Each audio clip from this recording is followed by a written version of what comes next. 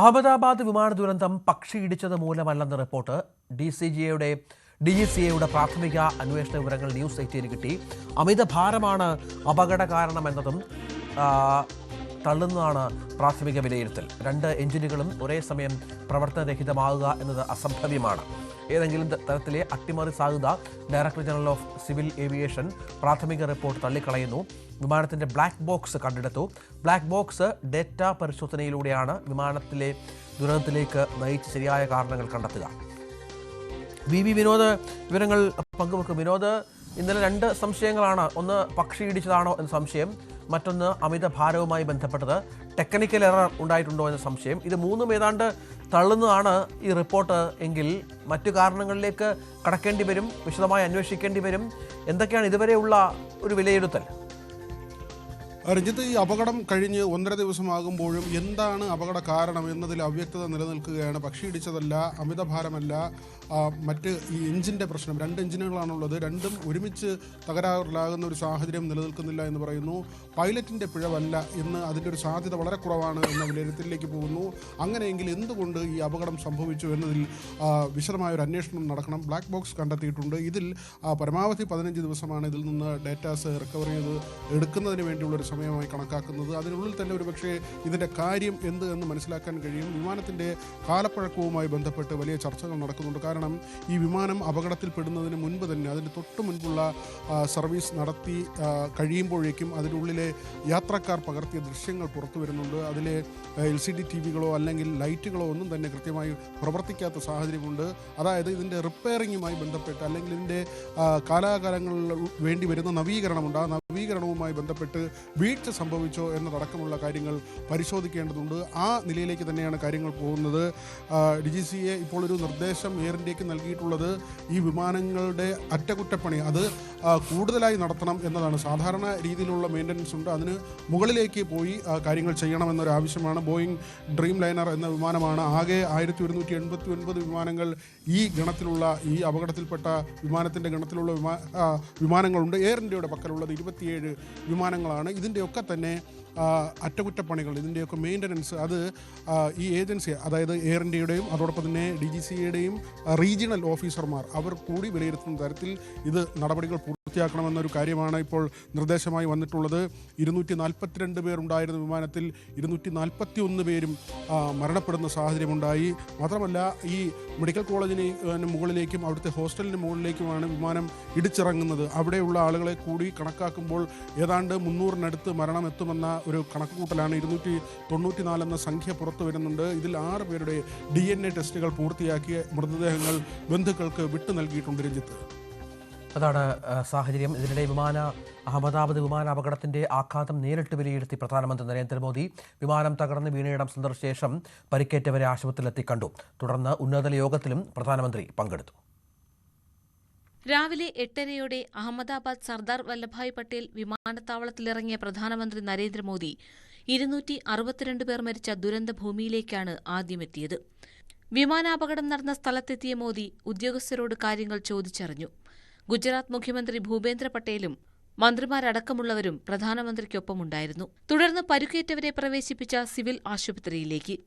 അപകടത്തെ അതിജീവിച്ച ഏക വ്യക്തി വിശ്വാസ് കുമാർ രമേശിനെയും പ്രധാനമന്ത്രി കണ്ടു. ആശുപത്രിയിൽ കഴിയുന്ന വിശ്വാസ് കുമാറിന്റെ ആരോഗ്യനില തൃപ്തികരമെന്ന് ഡോക്ടർമാർ അറിയിച്ചു. വിമാനം ഇടിച്ചുകയറിയ BJ മെഡിക്കൽ കോളേജ് ഹോസ്റ്റലിലെ പരുക്കേറ്റ വിദ്യാർത്ഥികളെയും മറ്റുള്ളവരെയും കണ്ട് സംസാരിച്ചു. തുടർന്ന് പ്രധാനമന്ത്രിയുടെ അധ്യക്ഷതയിൽ ഉന്നതതല യോഗം. അപകടത്തിൽ മരിച്ച ഗുജറാത്ത് മുൻ മുഖ്യമന്ത്രി വിജയ് റുപാനിയുടെ ഭാര്യ അഞ്ജലി ഇന്ന് അഹമ്മദാബാദിലെത്തി.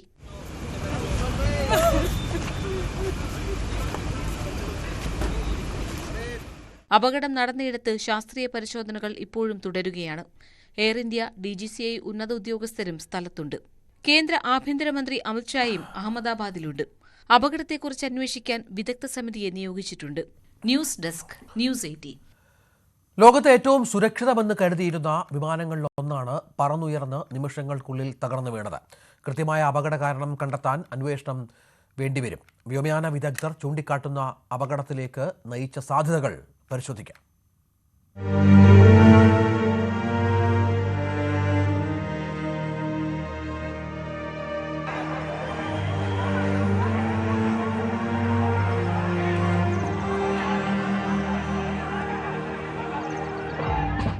വിമാന അപകടങ്ങളിൽ 50% സംഭവിക്കുന്നത് ലാൻഡിങ്ങിനിടെയാണ്.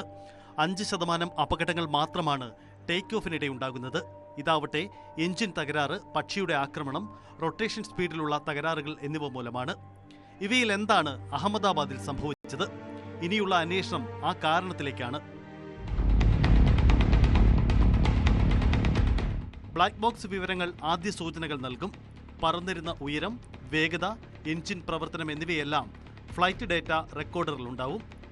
കോക്പിറ്റ് വോയിസ് റെക്കോർഡറിൽ പൈലറ്റുമാരുടെ സംഭാഷണ വിവരങ്ങളടക്കവും ഉണ്ടാകും.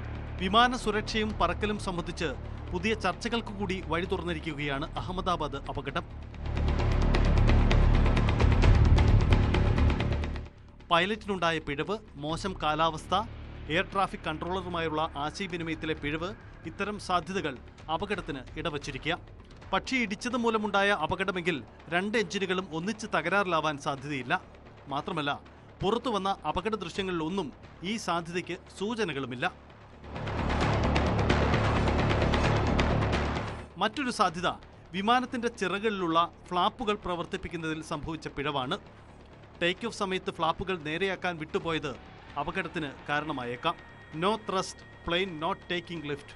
ഇതാണ് പൈലറ്റ് അയച്ച സന്ദേശം. വിമാനത്തിന് ഉയരാനുള്ള ഊർജം കിട്ടാതെ പോയത് ഫ്ലാപ്പുകൾ തുറന്നിരുന്നതുകൊണ്ടാവും. മറ്റൊന്ന്, ടേക്ക് ഓഫിന് പിന്നാലെ വിമാനത്തിൽ നിന്നും അസാധാരണമായ ശബ്ദം കേട്ടുവെന്ന റിപ്പോർട്ടുകളാണ്. റാറ്റ് എന്ന ചുരുക്കപ്പേരിൽ അറിയപ്പെടുന്ന റാം എയർ ടർബൈൻ പ്രവർത്തിച്ചതിന്റെ സൂചനയാണിത്. അസാധാരണ സാഹചര്യങ്ങളിൽ വിമാനത്തിന് വൈദ്യുതി നൽകുന്ന സംവിധാനമാണിത്. റാറ്റ് പ്രവർത്തിക്കേണ്ടി വന്ന സാഹചര്യം എന്തായിരുന്നുവെന്നതാണ് ഇനി കണ്ടെത്തേണ്ടത്. 676 അടി ഉയർന്നതിന് ശേഷവും ലാൻഡിംഗ് ഗിയറുകൾ പിൻവലിക്കാതെ പൈലറ്റ് കരുതൽ നടത്തിയത് ഒരുപക്ഷെ എവിടെയെങ്കിലും അടിയന്തര ലാൻഡിംഗ് വേണമെന്ന് മുന്നിൽ കണ്ടുകൊണ്ടാവാം.